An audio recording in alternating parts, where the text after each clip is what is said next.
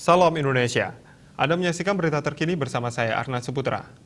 Pemirsa, kunjungan wisatawan saat libur Natal dan Tahun Baru atau Nataru 2021 ke Bali diprediksi mencapai 15.000 per hari. Meski terdapat kebijakan instruksi Mendagri nomor 66 tahun 2021 tentang pencegahan dan penanggulangan COVID-19 pada saat Natal 2021 dan Tahun Baru 2022. Ketua Perhimpunan Hotel dan Restoran Indonesia (PHRI) Badung, I Gusti Agung Rai Suryawijaya mengaku sangat optimis akan terjadi lonjakan wisatawan khususnya domestik saat libur Nataru.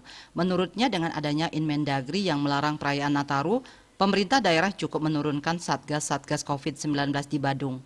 Mereka bisa memantau kegiatan yang dilakukan agar tetap mentaati protokol kesehatan. Dikatakan okupansi hotel di Badung saat ini mencapai 35%. Hanya saja capaian ini masih jauh mengingat sebelum pandemi COVID-19, okupansi hotel di Bali saat perayaan Nataru rata-rata overbooking. Dinas Pariwisata Dispar Kabupaten Badung juga optimis bakal mendapatkan limpahan wisatawan domestik. Meski diberlakukan pembatasan kegiatan masyarakat PPKM di masa Natal dan Tahun Baru.